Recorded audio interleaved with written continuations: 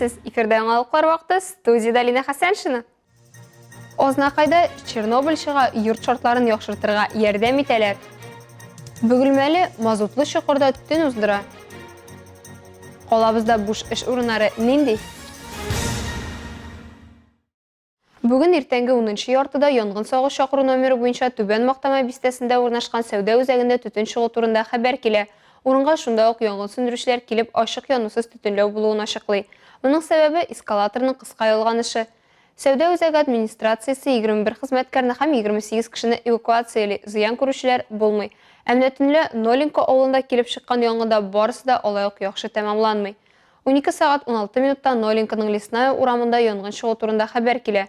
Янгын нәтиҗәсендә бер участокта 2 йорт зыян күрә. Янгын мәйданы 142 квадрат метр тәшкил итә һәм 37 яшьлек ир-атның гомерен үзә. Аның сәбәбе ачыклана. Агымдагы елның 6 айы нәтиҗәләре буенча 48 юл транспорт һәлакәте теркәлгән. Аларда 15 кеше һәлак булган һәм 59 кеше төрле дәрәҗәдәге тән җәрәхәтләре алган.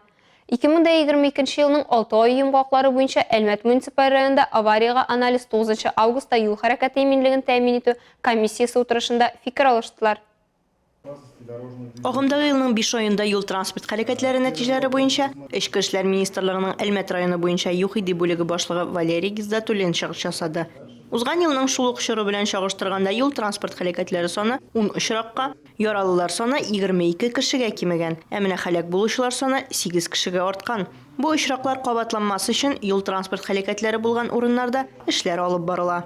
По линии правительственной комиссии также находятся участки с единичными случаями ДТП. Это со смертельным исходом, это перекресток Ленина-Маяковского, где также по линии как раз ГБУ будут установлены знаки со светодиодной подсветкой. Перекресток Заводская, Тухватулина, там строится светофорный объект. И в Минибаево, вот у Андрея Александровича это было, значит, искусственные неровности обустроены. А также у нас будет еще дополнительно сейчас из муниципального бюджета мы выделим денег на строительство сетей уличного освещения на улице Шоссейной, в том месте, где вот как раз таки происходили наши вот эти ДТП со смертельным исходом. Аннары доклад белән Әлмәт районы буенча сәламәтлек саклау идарәсе җитәкчесе Ринат Шакиров чыгыш ясады. Ул ашыгыч ярдәм бригадаларының юл транспорт хәрәкәтләре урыннарына чыгуы турында сөйләде.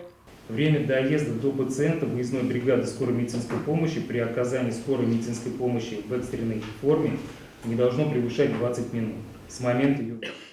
Комиссияда гомуми файдаланудагы автомобиль юлларының техник һәм эксплуатацион күрсәткечләрен арттыру мәсьәләләре буенча да фикер алыштылар. Балаларны мәктәп автобусларында йөртү аерым контрольдә тотыла. Бүген Әлмәт районында балаларны йөртү 28 мәктәп маршруты буенча оештырылган. Ел сайын яңа уку юлы башланыр алдыннан аларга дәттәгечә әзерлеккә тикшереләләр. Шулай ук комиссияда халык контрольна килгән мөрәҗәгатьләр дә каралды. Алия Байрамалова, Марат Халиуллин, яңалыклар вакыты, Луч Әлмәт телекомпаниясе. Бөгелмәдә мазутлы чокырга егылып төшкән ирне коткардылар. Ул битум эчендә төнен уздырган, чокырдан чыгарга омтылып караган, тик нәтиҗәсез. Мазут әсиренең тарихы безнең коллегалар сюжетында. Шак үлми калган, мазут эчендә колаклары гына чыгып торган ир-атка иртәнге 4тә очраклы рәвештә генә тап булганнар. Төнле эштән өенә кайткан Бөгелмәле мазут белән тулы чокырга егылып төшә һәм чыга алмый. Аның ярдәм сорап кычкырганын Джамал Рөстәмов күреп ала. Бу хәл Нефтчеләр урамының 31-нче йорты адресында килеп чыга. Я вот машину поставил на стоянку, слышал, что кто-то кричит: "Помогите, помогите". Но я на эту сторону смотрел, мне страшно стало, думал, туда пойти, не пойти. Ну, потом рисковал. Думаю, пойду посмотрю, что там. Я сюда подхожу, смотрю, мужик там, голова торчит.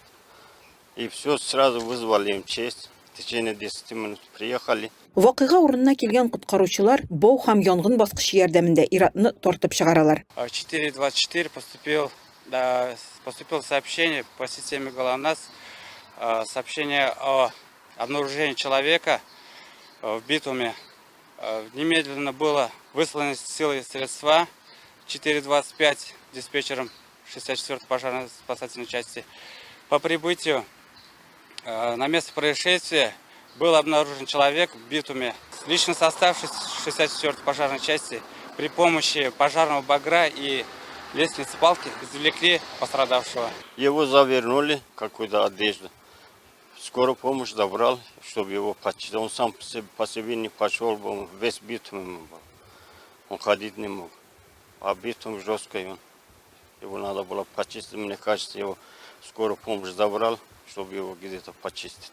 32 яшьлек коткарылган ирне район үзәк хастаханәсенә алып китәләр. Әмма ул медицина ярдәменнән баш тарта. Айгөл Шәрәфиева, Зирак Сәйдкулов, Әлмәт Луч телекомпаниясе. Яңалыклар вакыты.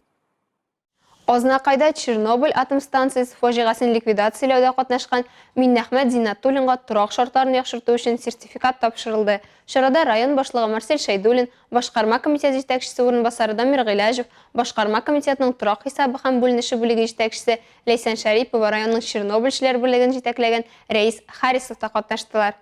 Миннәхмәт Рифкат улы Зиннатуллин чыгышы белән Таджикистан ягыннан Азнакайда инде 26 ел гомер кичерә. Урманай авылында фермада эшләдем. 91 елдан башым авыртты. Операция ясаткан идем. Аллага шөкер, бүген дә йөрим. Моның белән тормыш иптәшемә зур рәхмәтемне җиткерәм. Әлеге программа нигезендә районда инде 6 кеше тора калган. Нужно сказать, что 26... Чернобыль атом станциясында котышкыш хәлакәт булганга быел 36 ел тулды. Бу хәлакәтне ликвидацияләүдә 500 меңнән артык кеше катнашты. Шул исәптә безнең райондашлар да бар. Бүгенге көндә безнең районда барысы 45 ликвидатор исәптә тора. Алар әлеге программада катнаша алалар. Более 500 тысяч граждан. Район җитәкчеләренең, башкарма комитетының торак хисабы һәм бүленеше бүлеге белгечләренең эш итүе нәтиҗәсендә Россия Федерациясе гражданнарын уңайлы торак һәм коммуналь хезмәтләр белән тәэмин итү федераль программасы буенча Миннәхмәт Зиннатуллинга торак алуга 2 миллион 900 сумлык сертификат бирелде. Аны тантаналы шартларда район башлыгы Марсель Шәйдуллин тапшырды.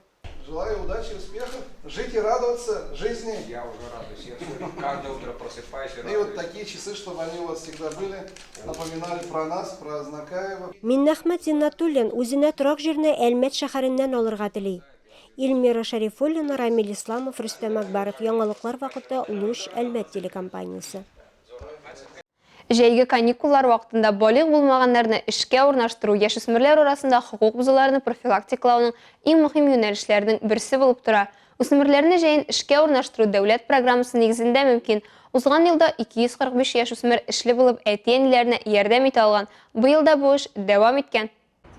Мәктәп укучыларын һәм студентларны эшкә урнаштыру буенча мәшгульлек хезмәтенең барлык командасы актив әзерлек эшләре алып бара. Оешма җитәкчеләре белән эшлекле очрашулар үткәрелә, вакытлыча эш урыннары банкы оештырыла, эш күләме билгеләнә, яшүсмерләрнең вакытлыча мәшгульлеген оештыру турында килешүләр төзелә. Соңгы мәгълүматларга караганда, эш бирүчеләр белән 15 килешү төзелгән, 328 яшүсмер эшкә урнаштырылган. Кагыйдә буларак яшүсмерләргә территорияләрне яшелләндерү һәм төзекләндерү буенча эшләр тәкъдим ителә, сирәгрәк документларга бәйлешләр. Халыкны эш белән тәэмин итү үзәге эшкә урнашкан һәр яшүсмернең шәхси счетына республика бюджетыннан аена 2250 сум күләмендә матди ярдәм күчерә. Әмма яшүсмерләрнең хезмәт хакы бу сума белән генә чикләнми. Республикадагы минималь хезмәт хакы күләменә бәйле рәвештә эш сәгатенә карап пропорциональ рәвештә түли. Татарстанда ул 16700 сум исәбеннән. Ә бу инде яшүсмер бюджетына шактый өстәмә. Эш урыннарын бирүчеләргә килгәндә, аларга җәмәгать эшләрен оештырганда өлешчә хезмәт өчен түләүгә субсидияләр бирелә. Халыкны эш белән тәэмин итү үзәге директоры Роберт Ганиев сүзләренә караганда, субсидия алу өчен дәүләт учреждениеләре булмаган юридик затлар һәм шәхси эшмәкәрләр дә дәгъва итә ала. Әлеге чыгышым, әлеге программада активрак катнашырга, субсидияләрне тормышка ашырга чакыруым. Әлеге программа сезонлы, вакытлы эшләрне оештыруга бик файдалы. 3 айга без хезмәт хакын компенсацияләйбез. Кызганычка каршы, әлегә 9 компания гына катнашты.